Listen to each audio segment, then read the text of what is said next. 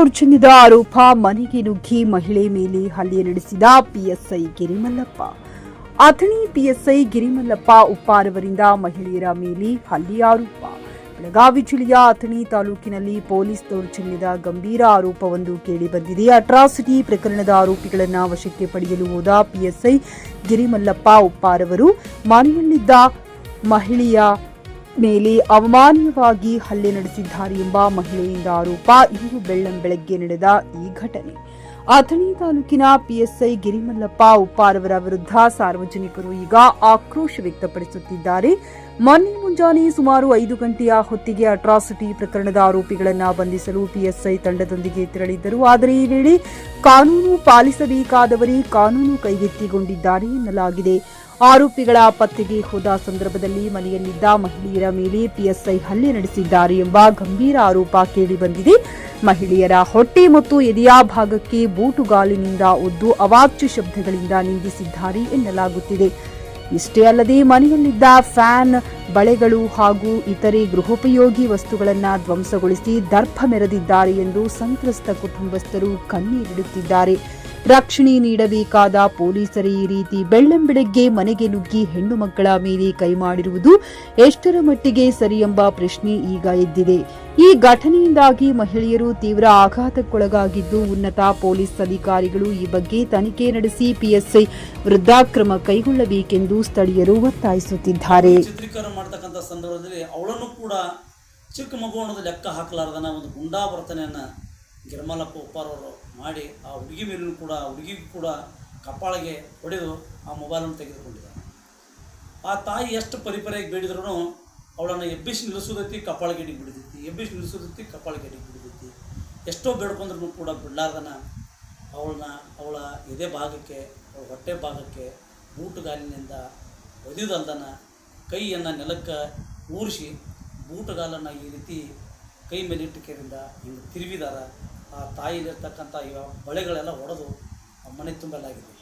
ಅಷ್ಟೇ ಅಲ್ಲದನ ಆ ಸಂದರ್ಭದಾಗ ಒಂದು ಟೇಬಲ್ ಫ್ಯಾನು ಕೂಡ ಅವ್ರ ಮನೆಯಲ್ಲಿ ಉಳಿತಾ ಇತ್ತು, ಅದನ್ನು ಕೂಡ ಜಾಡಿಸಿ ಒದ್ದಿದ್ದಾರೆ. ಅಷ್ಟರಲ್ಲಿ ಏನು ಆರೋಪಿಗಳಂತ ಏಕೆಂದು ಅವ್ರನ್ನ ಅರೆಸ್ಟ್ ಮಾಡೋಕೆ ಹೋಗಿದ್ರಲ್ಲ, ಅವರು ಸರ್ ನಾವು ನಮಾಜ್ ಮಾಡಾಕತ್ತೀವಿ, ನಾವು ಬರ್ತೀವಿ ಅಂತ ಏಕೆಂದ ಅವ್ರು ಬಂದು ಶರಣಾದ್ರೂ ಕೂಡ ಅವ್ರನ್ನೂ ಬಿಡಿದಾರೆ. ಸಿಕ್ಕಾಪಟ್ಟೆ ಅವ್ರನ್ನೂ ಕೂಡ ಆ ಮನೆ ಒಳಗಡೆ ಹಾಕಿ ಬಿಡಿದ್ದಾರೆ. ಅಲ್ಲಿಂದ ಹೊರಗಡೆ ತಂದು ಕೊಡೋದು ತರಾಧಾರನೇ ಎಳೆದುಕೊಂಡು ಗಾಡಿ ಒಳಗೆ ಹಾಕ್ಕೊಂಡು ಹೋಗಿದ್ದಾರೆ ಅಂತ ಕೇಳಿದ ಸುದ್ದಿ ನಮಗೆ ಗೊತ್ತಾಗಿದ್ದು ಯಾವಾಗಪ್ಪ ಅಂತಂದ್ರೆ, ಆ ಹೆಣ್ಣು ಮಗಳ ಕಡೆಯಿಂದ ಅವರ ಸಂಬಂಧಿಕರು ನನಗೆ ಫೋನ್ ಮುಖಾಂತರ ಸುದ್ದಿ ತಿಳಿಸಿದ್ರು. ಸರ್ ಹಿಂಗಾಗಿದೆ ನಮ್ಮ ಊರಲ್ಲಿ, ಆ ಹೆಣ್ಮಗಳು ಭಾಳ ನೊಂದ್ಕೋತಾ ಇದ್ದಾಳೆ, ಅವಳ ಹೊಟ್ಟೆ ತುಂಬ ನೋಯ್ತಾ ಇದೆ, ಭಾಳ ಅಳ್ತಾ ಇದ್ದಾಳೆ ಸರ್ ಅಂತ ಕೇಳಿದಾಗ, ನಾನು ಒಬ್ಬ ಸಾಮಾಜಿಕ ಹೋರಾಟಗಾರನಾಗಿ, ಮಾನವ ಹಕ್ಕುಗಳ ರಕ್ಷಕನಾಗಿ, ಸಂವಿಧಾನದ ಅಡಿಯಲ್ಲಿ ನಮ್ಮ ಸಂಘಟನೆಯನ್ನು ಕೆಲಸ ಮಾಡ್ತಕ್ಕಂಥವ್ರು ನಾವು, ಸಮಾಜದಲ್ಲಿ ಬಹುಜನರಲ್ಲಿ ಯಾರಿಗಾದರೂ ತೊಂದರೆ ಆದಾಗ ನಾವೆಲ್ಲರೂ ನಿಂತ್ಕೊಂಡು ಅವರಿಗೆ ಸ್ಪಂದನೆ ಮಾಡ್ತಕ್ಕಂಥ ಕೆಲಸವನ್ನು ಮೊದಲಿಂದ ಮಾಡಿದ್ದೀವಿ, ಈಗಲೂ ಕೂಡ ಮಾಡ್ತಾಯಿದ್ದೀವಿ. ಆ ನಿಟ್ಟಿನಲ್ಲಿ ಆ ಹೆಣ್ಮಗಳನ್ನ ಕರ್ಕೊಂಡು ಗೌರ್ಮೆಂಟ್ ಹಾಸ್ಪಿಟ್ಲಿಗೆ ಬರ್ರಿ, ಗೌರ್ಮೆಂಟ್ ಹಾಸ್ಪಿಟ್ಲಲ್ಲಿ ಅವಳನ್ನ ಕರ್ಕೊಂಡು ಬಂದಾಗ ಅವಳ ಚಿಕಿತ್ಸೆಯನ್ನು ಕೊಡಿಸ್ತಾ ಇದ್ದಂಥ ಸಂದರ್ಭದಲ್ಲಿ ಏನಾಗಿದೆ ಘಟನೆಯಮ್ಮ ಹೇಳು ಅಂತ ಏಕೆಂದ ನಾನು ನನ್ನ ಮೊಬೈಲ್ದಲ್ಲೇ ಆ ತಾಯಿಯಲ್ಲಿ ಅಲ್ಲಿ ಆದಂಥ ಘಟನೆಯನ್ನು ಆ ತಾಯಿ ನನಗೆ ಎಲ್ಲ ಸವಿಸ್ತಾರವಾಗಿ ನನ್ನ ಮೊಬೈಲ್ದಲ್ಲಿ ನಾನು ಅದನ್ನು ಸೆರೆ ಹಿಡಿದೆ, ಅಂದರೆ ರೆಕಾರ್ಡ್ ಮಾಡಿಕೊಂಡು ಇಂತಹ ಅಮಾನವೀಯ ಕೃತ್ಯವನ್ನು ಎಸಗಿರ್ತಕ್ಕಂತಹ ಗುಂಡಾ ಪ್ರವೃತ್ತಿಯನ್ನು ಹೊಂದಿದಂತಹ ಅಥಣಿ PSI ಗಿರಿಮಲ್ಲಪ್ಪ ಉಪ್ಪಾರು ಹಾಗೂ ಗಾಯಕ್ವಾಡ್ ಆಗಿರ್ಬೋದು, ಅವರ ಇನ್ನೂ 4 ಜನ ಸಿಬ್ಬಂದಿಗಳು ಸೇರಿ ಈ ರೀತಿ ಮಾಡಿದ್ದಾರೆ ಅಂತ ಕೇಳಿದ ನಾನು ಆ ಒಂದು ವಿಡಿಯೋವನ್ನು ಅವ್ರ ಮೇಲಾಧಿಕಾರಿಗಳಾದ ಮೊನ್ನೆ DSP ಸಾಹೇಬರಿಗೂ ಮತ್ತು SP ಸಾಹೇಬರಿಗೂ ಕಳಿಸ್ಕೊಟ್ಟಿದ್ದೀನಿ. ಅವರಿಂದ ಇನ್ನೂ ಏನೋ ಉತ್ತರ ಬಂದಿಲ್ಲ. ಅದಾದ ನಂತರ 12 ಗಂಟೆವರೆಗೂ ಚಿಕಿತ್ಸೆ ನಡೀತಾನೆ ಇತ್ತು. ಅಂಥ ಸಂದರ್ಭದಲ್ಲಿ PSI ಮೇಲೆ ಒಂದು ಕಂಪ್ಲೇಂಟ್ ಕೊಡಬೇಕು ಅಂತ ಏಕೆಂದ್ರೆ ತಾಯಿ ಹೇಳಿದರು, ನನಗೆ ಈ ರೀತಿಯಾಗಿದೆ, ನನಗೆ ಭಾಳ ನೋವಾಗ್ತಾಯಿದೆ, ಅದಕ್ಕೆ ಅವ್ರ ಮೇಲೆ ಒಂದು ಕಂಪ್ಲೇಂಟ್ ಕೊಡಬೇಕು ಅಂತಂದಾಗ ಅವಳು ಸ್ವತಃ ಹೇಳಿ ಬರೆಸಿ ಟೈಪ್ ಮಾಡಿಸಿಕೊಟ್ಟ ಅವ್ರ ಮಗಳ ಕೈಯಲ್ಲಿ 1 ಗಂಟೆಗೆ ಅಥಣಿ ಪೊಲೀಸ್ ಸ್ಟೇಷನ್ಗೆ PSI ಗಿರಿಮಲ್ಲ ಉಪ್ಪಾರ ಮತ್ತು ಅವ್ರ ಜೊತೆಗೆ ಇರ್ತಕ್ಕಂಥ ಸಿಬ್ಬಂದಿಗಳ ಮೇಲೆ ಆ ಒಂದು FIR ಕಾಪಿಯನ್ನು, ಒಂದು ಅರ್ಜಿಯನ್ನು ಕೊಟ್ಟಿದ್ರು, ಫಿರ್ಯಾದಿ ಕೊಟ್ಟಂಥ ಸಂದರ್ಭದಲ್ಲಿ ನಮಗೆ 1:30 ಗಂಟೆಗೆ ಒಂದು ಎಂಡೋಸ್ಮೆಂಟ್ ಹಾಕಿಕೊಟ್ರು. ಅಲ್ಲಿ ಠಾಣಾಧಿಕಾರಿ ಒಂಟುಗೂಡಿ ಸರ್ ಏನು ಎಂಡೋಸ್ಮೆಂಟ್ ಹಾಕಿ ಕೊಟ್ಟದಪ್ಪ ಅಂದ್ರೆ, ಅದು 14 ದಿವಸ ತನಕ ಅವ್ರ ಮೇಲೆ ತನಿಖೆ ಇರ್ತದೆ, ತನಿಖೆ ಮಾಡಿದ ನಂತರ ಅವ್ರ ಮೇಲೆ ಎಫ್ ಐ ಆರ್ ಆಗ್ತದೆ. ಅದು ಹೈಯರ್ ಆಫೀಸರ್ಗೆ ನಾವು ಬರ್ತಿದ್ದೀನಿ ಅಂತ ಬೇಕೆಂದ್ರೆ ಒಂದು ಎಂಡೋಸ್ಮೆಂಟ್ ಕಾಪಿ ಕೊಟ್ಟರು ನಮ್ಗೆ ಕೊಟ್ಟಂಥ ಅರ್ಜಿ ಮೇಲೆ. ಆಯ್ತಂದು ಕೆರೆಯಿಂದ ಅದನ್ನು ತೆಗೆದುಕೊಂಡು ಸಾಯಂಕಾಲವರೆಗೆ ಆ ಹೆಣ್ಮಗಳಿಗೆ ಇಲ್ಲಿ ಸರ್ಕಾರಿ ಆಸ್ಪತ್ರೆಯಲ್ಲಿ ಚಿಕಿತ್ಸೆ ನೀಡಿದರು. ಅದರ ಹೆಚ್ಚಿನ ಚಿಕಿತ್ಸೆ ಅವಶ್ಯಕತೆ ಇರುವುದರಿಂದ, ಯಾಕಂದರೆ ಇಲ್ಲಿ ಗೌರ್ಮೆಂಟ್ ಹಾಸ್ಪಿಟ್ಲಲ್ಲಿ ಅಷ್ಟೊಂದು ಸಲಕರಣೆಗಳಿಲ್ಲ. ಆ ಕಾರಣಕ್ಕಾಗಿ ಅವ್ರನ್ನ ಮಿರಜ್ ಆಸ್ಪತ್ರೆಗೆ ರೆಫರ್ ಮಾಡಿದರು. ಗೌರ್ಮೆಂಟ್ ಮಿರಜ್ ಸಿವಿಲ್ ಆಸ್ಪತ್ರೆಗೆ ಹೋಗಿ ಅಂತ. ಸಿವಿಲ್ ಆಸ್ಪತ್ರೆಯಲ್ಲಿ ಅಷ್ಟೊಂದು ಚಿಕಿತ್ಸೆ ಆಗ್ತದೆ ಇಲ್ಲ ಅಂತಕ್ಕಂಥದ್ದನ್ನು ಭಯಪಟ್ಟು ಅವರನ್ನು ಖಾಸಗಿ ಆಸ್ಪತ್ರೆಯಲ್ಲಿ ಮಿರಜ್ ಒಂದರ ಖಾಸಗಿ ಆಸ್ಪತ್ರೆಯಲ್ಲಿ ಅವ್ರನ್ನ ದಾಖಲು ಮಾಡಲಿಕ್ಕೆ ಇಲ್ಲಿಂದೆಲ್ಲ ವ್ಯವಸ್ಥೆ ಮಾಡಿ ಕಳಿಸ್ಕೊಟ್ಟಿವಿ. ಅವ್ರನ್ನ ಕಳಿಸ್ಕೊಟ್ಟ ನಂತರ ತರಾತುರಿ ಒಳಗೆ ಅಥಣಿಯ ಪೊಲೀಸ್ ಸಿಬ್ಬಂದಿಗಳು ಒಂದು 5-6 ಜನ ಪೊಲೀಸ್ ಸಿಬ್ಬಂದಿಗಳು ಗೌರ್ಮೆಂಟ್ ಹಾಸ್ಪಿಟ್ಲ್ ಹತ್ರ ಬಂದು, ಸಂಜೀವ್ ಕಾಂಬ್ಳೆ ನೀವೇನ ಅಂದರು. ಹೌದು ಸರ್, ಯಾಕೆ ಅಂದೆ. ಇಲ್ಲ, ನಿಮ್ಮನ್ನು ಅರೆಸ್ಟ್ ಮಾಡ್ತೀವಿ ಅಂತ. ನಮ್ಮನ್ನು ಯಾಕೆ ಅರೆಸ್ಟ್ ಮಾಡ್ತೀರಿ ಅಂತ. ಇಲ್ಲ, ನಿಮ್ಗೆ ಮೇಲೆ ಕಂಪ್ಲೇಂಟ್ ಆಗೈತಿ. ಹಂಗಾದ್ರೆ ನನ್ನ ಮೇಲೆ ಏನಾದ್ರು ವಾರಂಟ್ ಇದೆ ಏನಾದ್ರು ಕೇಳಿದೆ. ಕೋರ್ಟ್ ವಾರಂಟ್ ಏನಾದ್ರು ಇದ್ದರೆ ಅರೆಸ್ಟ್ ಮಾಡಿದೆ. ಇಲ್ಲ, ನೀವು ಗಾಡಿ ಒಳಗೆ ಕೂತ್ಕೋಬೇಕು ನಮ್ಮ ಗಾಡಿ ಒಳಗೆ ಅಂದ್ರೆ ಒಂಥರ ರೌಡಿಸಮ್ ಥರ ಮಾಡಿದಂಗೆ. ನಾನು ಯಾಕೆ ಕೂತ್ಕೋಬೇಕು ನಿಮ್ಮ ಗಾಡಿಯಾಗ ಅಂತಂದೆ. ನಾವೆಲ್ಲ CPI ಸಾಹೇಬ್ರು ನಿಮ್ಮನ್ನು ಕರಿತಾ ಇದ್ದಾರೆ, ಕರೀಲಿ ಬರ್ತೀನಿ, ಹಾಗೆ ಬರ್ತೀನಿ, ನಿಮ್ಮ ಗಾಡಿಯಾಗ ಕೂತ್ಕೋಬೇಕು ಅಂತ. ಅದಕ್ಕಂದ ನಾನು CPI ಸಂತೋಷ್ ಹಳ್ಳೂರು ಸಾಹೇಬ್ರ ಚೇಂಬರ್ಗೆ ಹೋದಾಗ ಅಲ್ಲಿ ಸಾಹೇಬ್ರು ಒಮ್ಮೆ ಇಲ್ಲ ನಿಮ್ಮನ್ನ ಅರೆಸ್ಟ್ ಮಾಡ್ತಾ ಇದ್ದೀವಿ ಅಂತ. ಯಾಕೆ ಸರ್, ನಮ್ಮನ್ನ ಯಾಕೆ ಅರೆಸ್ಟ್ ಮಾಡ್ತಾ ಇದ್ದೀರಾ? ಇಲ್ಲ, ನೀವು ಸುಳ್ಳು ಸುದ್ದಿಯನ್ನು ಹಬ್ಬಿಸಿರಿ. ಯಾವುದು ಸರ್ ಸುಳ್ಳು ಸುದ್ದಿ? ಸುಳ್ಳು ಸುದ್ದಿ ಯಾವುದ? ಆ ಹೆಣ್ಣು ಮಗಳ ಮೇಲೆ ಆದಂಥ ದೌರ್ಜನ್ಯ ಸುಳ್ಳು. ಆ ಹೆಣ್ಣು ಮಗಳ ಮೇಲೆ PSI ಉಪ್ಪಾರ ಮತ್ತು ಹಾಗೂ ಅವ್ರ ಸಿಬ್ಬಂದಿಗಳು ಮಾಡಿದಂಥ ಕ್ರೌರ್ಯ ಅದು ಸುಳ್ಳ ಅಥವಾ ಅವ್ರು ಹೇಳಿರೋದು ಸುಳ್ಳ? ನಾನೇನು ಸುಳ್ಳು ಸುದ್ದಿಯನ್ನು ಹಬ್ಬಿಸಿಲ್ಲ. ಆ ಹೆಣ್ಮಗಳು ಏನು ಹೇಳಿಕೆ ಕೊಟ್ಟಾಳಲ್ಲ, ಆ ಜುಲೇಖಾಬಿ ಸಣ್ಣದಿ ಏನು ಹೇಳಿಕೆ ಕೊಟ್ಟಾಳಲ್ಲ, ಆ ಹೇಳಿಕೆಯನ್ನು ನಾನು ವಿಡಿಯೋ ಚಿತ್ರೀಕರಣ ಮಾಡಿ ಮೇಲಾಧಿಕಾರಿ ಕಳಿಸ್ಕೊಟ್ಟಿದ್ದೀನಿ ಅಂತ. ಇಲ್ಲ, ನೀವು ಬೇರೆ ಬೇರೆ ಎಲ್ಲರಿಗೂ ಮಾಡಿ ಡಿಲೀಟ್ ಮಾಡಿದ್ದೀರಿ ಅಂತ. ಅದು ಸುಳ್ಳು ಸುದ್ದಿ ಅಲ್ಲ, ಅದು ನೈಜ ಸುದ್ದಿ ಅಂತ. ನಾನು ಆ ಹೆಣ್ಮಗಳು ಏನು ಹೇಳಿಕೆ ಕೊಟ್ಟಾಳಲ್ಲ, ಅದು ನೈಜವಾದಂಥ ಸುದ್ದಿಯನ್ನು, ಅಲ್ಲಿ ನಡೆದಿರ್ತಕ್ಕಂಥ ನೈಜ ಘಟನೆಯನ್ನು ಆ ಹೆಣ್ಮಗಳು ಹೇಳಿದ ತಕ್ಷಣ ಅದು ನನ್ನ ಮೇಲಾಧಿಕಾರಿ ಗಮನಕ್ಕೆ ತರ್ತಕ್ಕಂಥ ಕೆಲಸ ಮಾಡಿದ್ದೀನಿ ಅಂತ. ಹಾಗಾದ್ರೆ ನೀವು ಯಾರು ಮಾಡೋಕ್ಕೆ ಅಂತ ಕೇಳಿದ್ರೆ ನಾವು CPI ಸಾಹೇಬರು, ನಾನೊಬ್ಬ ಸಾಮಾಜಿಕ ಹೋರಾಟಗಾರ, ನಾನು ಮಾನವ ಹಕ್ಕುಗಳ ರಕ್ಷಕ, ದಲಿತ ಸಂಘರ್ಷ ಸಮಿತಿ ಭೀಮ ಮಾರ್ಗದ ರಾಜ್ಯ ಸಂಘಟನಾ ಸಂಚಾಲಕನಾಗಿ ಯಾವುದೇ ಸಮುದಾಯಕ್ಕೆ ಅನ್ಯಾಯ ಆದಾಗ ನಾವು ತತ್ಕ್ಷಣ ಬಂದು ಅವರ ಬೆಂಬಲಕ್ಕೆ ನಿಲ್ತಕ್ಕಂಥ ಕೆಲಸ ಮೊದಲಿನಿಂದ ಮಾಡಿದ್ದೀವಿ, ಈಗೂ ಮಾಡ್ತಾಯಿದ್ದೀವಿ ಸರ್ ಅಂತ. ಹಾಗಾದರೆ ನಿಮ್ಮ ಮೊಬೈಲನ್ನು ಜಪ್ತಿ ಮಾಡ್ತೀವಿ, ನೀವು ಯಾರ್ಯಾರು ಕಳಿಸಿದ್ರಿ ಅಂತ. ಮೊಬೈಲ್ ಜಪ್ತಿ ಮಾಡಬೇಕಾದ್ರೆ ಕೆಲವೊಂದು ರೂಲ್ಸ್ ರೆಗ್ಯುಲೇಷನ್ಸ್ ಅದಾವ, ಅದಕ್ಕೆ ನೀವು ಒಪ್ಪೋದಾದ್ರೆ ನಾವು ಮಾಡ್ತೀವಿ ಅಂತ. ಅಲ್ಲೇ ನೋಟಿಸ್ ತಯಾರು ಮಾಡ್ತಾರೆ ನನಗೆ. ತರಾತುರೊಳಗೆ ಅಲ್ಲೇ ಒಂದು ನೋಟಿಸ್ ತಯಾರು ಮಾಡಿ ಆ ನೋಟಿಸನ್ನು ಅಲ್ಲೇ ಕೊಟ್ಟು ಮಾಡಿ ಅಲ್ಲೇ ಸೈನ್ ತೊಗೊಂಡ್ರು. ಇವರು ನಮ್ಮ CPI ಚೇಂಬರ್ದಲ್ಲಿ ಸೈನ್ ಮಾಡಿ ಕೊಟ್ಟು ಮೊಬೈಲನ್ನು ಜಪ್ತಿ ಮಾಡ್ತೀವಿ ಅಂದರು.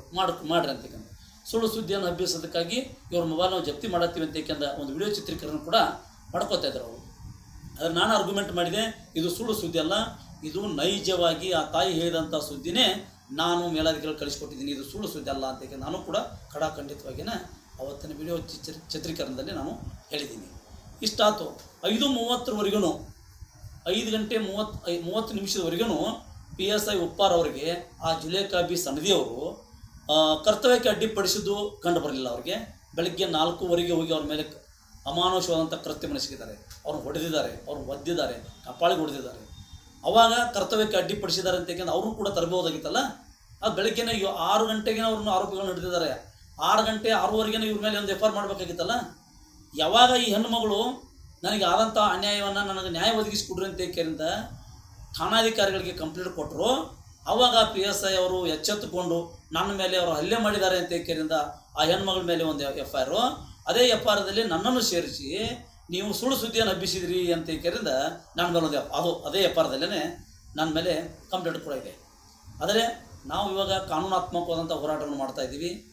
ಒಂದು ವೇಳೆ ಏನವ್ರು 14 ದಿವಸ ಎಂಡೋಸ್ಮೆಂಟ್ ಹಾಕಿಕೊಟ್ಟಿದ್ದಾರಲ್ಲ, ಅದೇನಾದರೂ ಸತ್ಯವಾದಂತಹ ನೈಜವಾದಂತಹ ವರದಿಯನ್ನು ಅವ್ರು ಏನಾದ್ರು ತಯಾರು ಮಾಡಿ ಅವ್ರೇನಾದ್ರೂ ನಮಗೆ ನ್ಯಾಯವನ್ನು ಒದಗಿಸ್ಕೊಡ್ಲಿಲ್ಲ ಅಂದ್ರೆ, ಆ ಹೆಣ್ಣುಮಗಳು ನ್ಯಾಯ ಒದಗಿಸ್ಕೊಡ್ಲಿಲ್ಲ ಅಂದ್ರೆ ಕಾನೂನಾತ್ಮಕವಾಗಿ ನಾವು ಏನು ಹೋರಾಟ ಮಾಡಬೇಕು ಮಾಡ್ತೀವಿ ಅಂತಕ್ಕಂಥ ಮಾತನ್ನು ನಾನು ನಿಮ್ಮ ಮಾಧ್ಯಮದ ಮುಖಾಂತರ ಮೊನ್ನೆ SP ಸಾಹೇಬ್ರಿಗೂ DSP ಸಾಹೇಬ್ರಿಗೂ ಹೇಳೋಕ್ಕೆ ಇಷ್ಟಪಡ್ತಾಯಿದ್ದೀನಿ. ಸಂಜೀವ್ ಕಾಂಬ್ಳೆ, ದಲಿತ ಸಂಘರ್ಷ ಸಮಿತಿ ಭೀಮ ಮಾರ್ಗದ ರಾಜ್ಯ ಸಂಘಟನಾ ಸಂಚಾಲಕ, ಮಾನವ ಹಕ್ಕುಗಳ ಹೋರಾಟಗಾರ, ಮಾನವ ಹಕ್ಕುಗಳ ರಕ್ಷಕನಾಗಿ ಕೆಲಸ ಮಾಡ್ತಾಯಿದ್ದೀನಿ ಸರ್. ಉಪ್ಪಾರ್ ಅವ್ರ ಮೇಲೆ ಆ ಜುಲೇಖಾಬಿ ಸಣ್ಣದಿಯವರು ಏನು ಒಂದು ಕಂಪ್ಲೇಂಟನ್ನು ಕೊಟ್ಟಾರೋ, ಆ ಕಂಪ್ಲೇಂಟನ್ನು 14 ದಿವಸ ಕಾಲಾವಕಾಶ ಬೇಕು ಅವ್ರ ಮೇಲೆ FIR ಮಾಡಲಿಕ್ಕೆ ಅಂತ ಹೇಳಿದಾರಲ್ಲ. ಟೋಟಲಿ ಇಲಾಖೆಯವರು PSI ಉಪ್ಪಾರ್ ಅವ್ರನ್ನ ಉಳಿಸುವ ನಿಟ್ಟಿನಲ್ಲಿ ಮತ್ತು ಸಾಕ್ಷಿಗಳನ್ನು ನಾಶ ಮಾಡಿಸುವ ನಿಟ್ಟಿನಲ್ಲಿ ಇವತ್ತವರು ಈ ರೀತಿ ಒಂದು ನಮಗೆ ಎಂಡೋಸ್ಮೆಂಟ್ ಹಾಕಿಕೊಟ್ಟಿದ್ದಾರೆ. ಈಗಾಗಲೇ ಶನಿವಾರ ದಿವಸ, ಶುಕ್ರವಾರ ದಿವಸ ಈ ಪ್ರಕರಣ ನಡೆದದ. ಶನಿವಾರ ದಿವಸ ಕೆಲವೊಂದು ಪೊಲೀಸ್ ಅಧಿಕಾರಿಗಳಲ್ಲಿ ಬಿಟ್ಟು ಜನರಿಗೆ ಭಯ ಹುಡಿಸ್ತಕ್ಕಂಥ ಕೆಲಸನೂ ಕೂಡ ಗಿರಿಮಲ್ಲಪ್ಪ ಉಪ್ಪಾರ್ ಅವರು ಮಾಡಿದ್ದಾರೆ. ಆ ಕುಟುಂಬದ ಮೇಲೆ ಒಂದು ದಬಾವ್ ಹಾಕ್ತಕ್ಕಂಥದ್ದು, ಆ ಕುಟುಂಬದ ಮೇಲೆ ಮಾನಸಿಕವಾಗಿ ಚಿತ್ರಹಿಂಸೆ ಕೊಡ್ತಕ್ಕಂಥದ್ದು ಕೂಡ ಅಲ್ಲಿಯೇ ಜನರನ್ನು ಸೇರಿಸ್ಕೇರಿಂದ ಯಾರ್ಯಾರನ್ನೋ ಹಿರಿಯರನ್ನು ಸೇರಿಸಿ ಅವಳಿಗೆ ಬೆಂಕಿ ಜೊತೆಗೆ ಸರ್ಸಾಡಬೇಡ, ಪೊಲೀಸರನ್ನು ಎದುರು ಹಾಕೋಬೇಡ ಅಂತಕ್ಕಂಥದ್ದು ಕೂಡ ಭಯದ ವಾತಾವರಣವನ್ನು ಕೂಡ ಅವತ್ತಿನ ದಿವಸ ಸೃಷ್ಟಿ ಮಾಡಿದ್ದಾರೆ. ಅಷ್ಟೇ ಅಲ್ಲದೆ ಏನು ಸಾಕ್ಷಿಗಳದಾವಲ್ಲ, ಆ ಮೊಬೈಲಲ್ಲಿ ಚಿತ್ರೀಕರಣದಂಥ ಸಾಕ್ಷಿ ಮತ್ತು ಆ ತಾಯಿ ಏನು ಬಡಿಸ್ಕೊಂಡಿದ್ದಾಳಲ್ಲ ಅವಳಿಗೂ ಕೂಡ ನೀನು ಸುಳ್ಳು ಹೇಳಿಕೆ ಕೊಡಬೇಕು ಅಂತಕ್ಕಂಥದ್ದನ್ನು ಹೀಗೆಲ್ಲ ಮಾಡಿ ಎಲ್ಲೋ ಒಂದು ಕಡೆ ಸಾಕ್ಷಿಗಳನ್ನು ನಾಶ ಮಾಡ್ತಕ್ಕಂಥ ಕೆಲಸ ಗಿರಿಮಲ್ಲಪ್ಪ ಉಪ್ಪಾರ್ ಅವ್ರ ಕಡೆ ನಡೆದಿದೆ ಅಂತಕ್ಕಂಥದ್ದು ನಾನು ಭಾಳ ಸ್ಪಷ್ಟವಾಗಿ ನಿಮ್ಗೆ ಹೇಳಕ್ಕೆ ಇಷ್ಟಪಡ್ತೀನಿ ಸರ್. ಫ್ಲಾಟ್ ಖರೀದಿಸುವ ಪ್ಲಾನ್ ಇದ್ದೀರಾ? ಹಾಗಾದ್ರೆ ಕೇತಕಿ ಡೆವಲಪರ್ಸ್ ನಲ್ಲಿ ಮೂಲಭೂತ ಸೌಕರ್ಯಗಳುಳ್ಳ CC road, footpath, garden, under drainage, water supply, ಉತ್ತಮ ಪರಿಸರವುಳ್ಳ ಫ್ಲಾಟ್ಸ್ ಲೇಔಟ್ ಲಭ್ಯ. ಬೀದರ್, ಹುಮ್ನಾಬಾದ್ ಸೇರಿದಂತೆ ಹಲವು ಭಾಗಗಳಲ್ಲಿ ಸುಂದರ ಲೇಔಟ್ಗಳಿದ್ದು ಅತ್ಯುತ್ತಮ ಬೆಲೆ, ಇಎಂಐ ಸ್ಕೀಮ್ಸ್ ಅನ್ನು ಲಭ್ಯ. ಹಾಗಿದ್ರೆ ತಡೆಯಾಕೆ? ಹಿಂದೆ ಸಂಪರ್ಕಿಸಿ 7676474747 MD ಸಂಗಮೇಶ್ ಚಿದ್ರಿ, ಹುಮ್ನಾಬಾದ್. ಗ್ರಾಹಕರ ಸ್ಯಾಟಿಸ್ಫ್ಯಾಕ್ಷನ್ ನಲ್ಲಿ ನಂಬರ್ 1 ತೃಪ್ತಿಕರ ದೈಹಿಕವಾದ ಹುಮ್ನಾಬಾದ್ನ ಎಸ್ವಿ ಟಿವಿಎಸ್ ಶೋರೂಮ್ ನಿಮಗಾಗಿ ತರುತ್ತಿದೆ ಹೊಸ ಮಾಡೆಲ್ಗಳ ಹೊಸ ಬೈಕ್ಗಳು. ಇಲ್ಲಿ ಟಿವಿಎಸ್ ನ ಸ್ಪೇರ್ ಪಾರ್ಟ್ಸ್ ಹಾಗೂ ಸರ್ವಿಸ್ ಕೂಡ ಲಭ್ಯ. ಹಾಗಿದ್ರೆ ತಡೆಯಾಕೆ? ಹಿಂದೆ ಭೇಟಿ ನೀಡಿ, ನಾಗಲಕ್ಷ್ಮಿ ದಾಬಾ ಹತ್ತಿರ, ಗುಲ್ಬರ್ಗಾ ರೋಡ್, ಹುಮ್ನಾಬಾದ್. ಹೆಚ್ಚಿನ ಮಾಹಿತಿಗಾಗಿ ಸಂಪರ್ಕಿಸಿ 8494951009.